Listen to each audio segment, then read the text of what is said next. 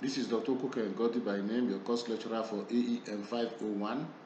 We are on to week 4 of our studies, and this time we are going to treat Module 2, Unit 2 and 3.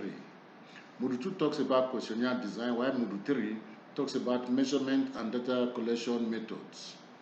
Talking about Unit 2 under the Module 2, we will be looking at the development of questionnaire for survey research. We'll also look at the structure of questionnaire, as well determine what it takes to pretest a questionnaire, and also describe the process of questionnaire administration.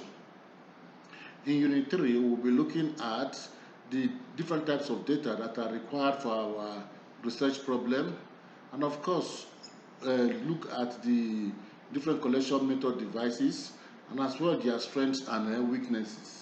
It's going to be an interesting aspect of this course, and I enjoyed all of you to participate actively so that you know how to design your questionnaire and how to administer them when you get to that stage of the research process. Thank you, while we look forward to the course. Good evening, ladies and gentlemen. We are on to this course, AEM 501. We are on to Module 2, Unit 2, talking about questionnaire design. And here we'll come with the introduction. Questionnaire design is one of the major tools in social survey. Survey has been defined as a fact-finding study that covers all types of social investigations. The purpose of many surveys is simply to provide someone with information. The purpose of social survey is to explain the relationship between certain variables. Some of the principal ways of collecting information in social survey include mailing, questionnaire, and personal. At the end of this course, students should be able to develop questionnaire for social survey. They should be able to develop a structure that represents a questionnaire. They should be able to determine what it takes to pretest questionnaire, and of course describe the process of structuring a questionnaire. A questionnaire or recording schedule is that instrument on which the principal ways of collecting survey data depend. The difference between a questionnaire and a recording schedule has to do with the questionnaire is filled by the respondent himself, while the recording schedule is filled by the researcher after the respondent has answered his questions. Okay. Structuring a questionnaire in continuation, the concerns of questionnaire design are: the convenience of the interviewer and respondent should be considered. The layout and printing should be such that editing and coding can proceed smoothly, and there is a need for the researcher to ask only relevant questions. And of course, frequently a question consists of a main question and one of more independent questions. Avoid questions that demand accurate or direct information, and of course, you avoid asking personal or emotional. Guidelines of questionnaire design. The researcher should keep in mind during item generation or item development that questionnaire purpose is of two folds. The first is to translate the objective, and the second is to assist the interviewer in motivating the respondents. The language used must suit the group to be interviewed and the precision of the data needed. 3. The social acceptability of the possible alternative answers must be considered. Then, of course, leading questions should be avoided. Then, each question should be limited to a single idea. You avoid asking private questions. The second question order 2 is: it is usually best to arrange the sequence of questions from the more general to the more specific. This may lead to refusal of the respondent to answer some of the questions. And of course, as much as possible, the respondent should be put at ease to respond to questions, and so there should be a good rapport between the interviewer and the respondent. The question should start with easy ones to encourage him to answer the questions. And of course, the topic should also show relationship between the questions. In determining the order of questions within a topic, the conditioning effect of earlier questions should be pre-testing questionnaire. It involves planning a survey before it is carried out.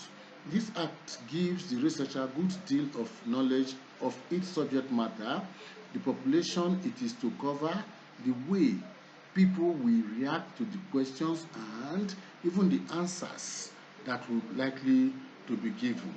And to a very large extent, the cost of the interview of the survey must can be determined from the pre-testing, and the extent of time to cover the study can also be determined from the pre. The role of pre-test in survey. Pre-test provides guidance on the following. One, the adequacy of sample frame from which it is proposed to select the sample, the variability within the population to be surveyed, the non-response rate to be expected, it can also be predicted from the pretest. The suitability of the method of data collection can be predicted.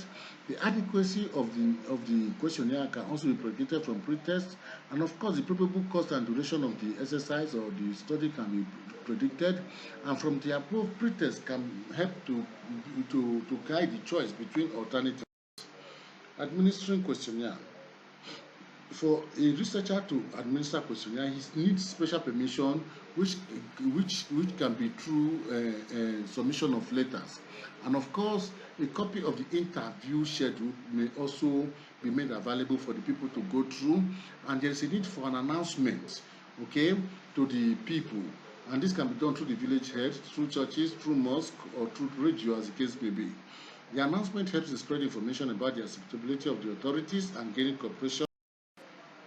Before the work in each village begins, the supervisor needs to visit the chief head to discuss the survey and emphasizing the role this survey hopes to play, and of course the level of confidentiality will also be made available, and of course this cooperation will be sought from the village head, and the time to cover the survey is also made known. To a large extent, the amount of time the interviewer spends on different aspects of his work depends largely on the length of the questionnaire sample. At this point, the interviewer locates the respondents and carries on the interview. And the aim of introductory procedures must be to increase the respondent's motivation to cooperate. She can achieve this by first stating the organization she represents, and of course give a brief statement of why the survey is being done. And there is need to stress confidentiality and anonymity of responses. In most large organizations, there is need to attain uniformity in the asking of questions and recording of answers. In consequence, the training of interviewers is oriented towards efficient instructions.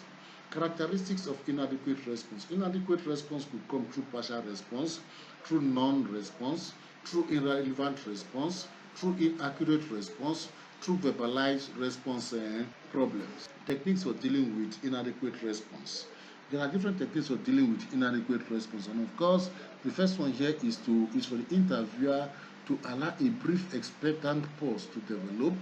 Number two, there's a need for expectant glance can also be useful, and this can also be gotten through respondent encouragement by an expression from the interviewer, such as "that is interesting," "I see," and so on and so forth. Interviewer needs to ask a supplementary question, at least to calm the respondent. Repeating part of the respondent's answer in a question manner can also be recording. Recording is another aspect of questionnaire administration. Recording needs to be carefully done to avoid bias. An interviewer must not be so busy writing that he is not really listening. So it is all about listening and of course recording. And there is a need for the interviewer to record what he has been told and not what he thinks in his mind. There is also a need for him to record the phrases so that it can be as fast as this person that he is interviewing. And of course, this thing should be written in with pen so that it does not erase easily. And the collecting papers must be put in plastic protect what has been collected. Talking about Unit 3, which is a measurement and data collection. Introduction. Research design of the research project specifies the data that are needed and also specifies how data are to be obtained. It goes a long way to also make us know what kind of data that will be required and what kind of analytical tools are appropriate to analyze. At the end of the lesson, the student should be able to find out what kind of data will be required to study the research problems they have formulated for themselves, and of course explain the different data collection devices, their strengths and weaknesses. 3.1 talks about data elicitation method. It is a way of getting information from respondents, okay? And there are different ways of getting information. There is observation as a way, and there is self-reporting, okay? And some methods of data collection involve no direct contact with the object of research. They rely essentially upon archives or artifacts as sources of data. All these can be used to generate both qualitative and quantitative data records. When we use observation, we can choose to give a qualitative amount of what happened. Nature of data. Data are either qualitative or quantitative. It is qualitative when it does not have value, while it is quantitative when it has a value attached. In other words, when it is quality based, we say it is qualitative. When it has value, we say it is quantitative. When considering what data, you might require certain conditions, such as the sources of the data, the availability, and the possible methods of collecting data. When considering analysis, think about the tools, the techniques, and of course the resources required. Different strategies, of course, are applied to different methods of data collection and different quantitative and qualitative data. Most researchers use either qualitative or quantitative research. Qualitative relates to distinctions based on quality, and quantitative relates to considerations of size or value. The difference is that quantitative research is structured, it is logical, it is measured, and it is wide. While qualitative research is more intuitive, subjective, and deep. This implies that some subjects are best investigated using qualitative, while some are best carried out using qualitative. Okay, but there are also cases. The main difference between qualitative and quantitative variables is not of quality but of procedure. In qualitative research, findings are not arrived at by statistical methods or other procedures of quantification. Qualitative and quantitative methods are therefore not mutually exclusive. The skills and experience of the researcher play an important role in the analysis of data. The more defined variables are, the easier it is for the data to be analyzed and to be measured. The first step in every research is to get the data. And of course, there are different types of data. We have primary data and secondary data. We also have historic data. Sometimes historic data is sought for before the research even proceeds. While primary data is gathered from the respondents of the study, and secondary data is gathered from the archives, from books, from journals, from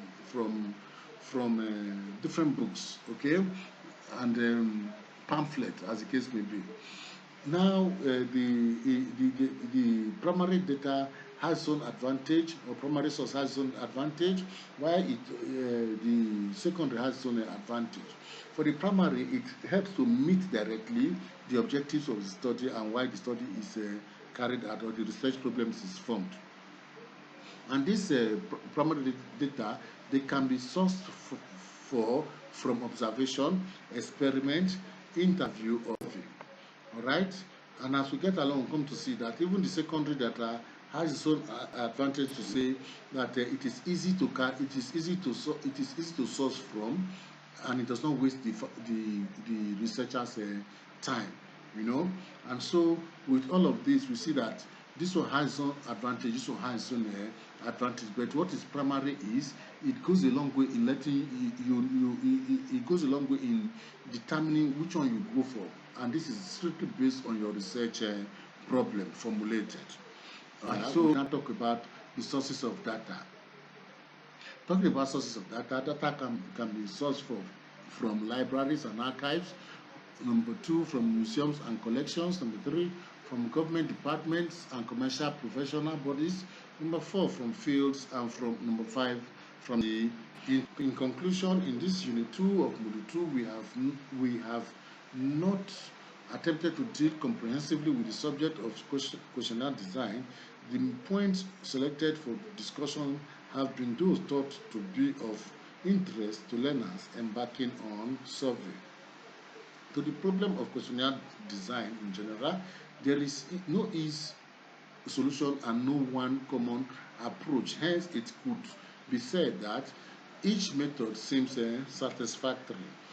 Unit 3 found that to conduct a research study, two types of data can be gathered. They are primary and secondary data. These are some of the research questions, some questions which are expected for you to attempt so that it will help in making it course a little bit easier. And with that, we say thank you.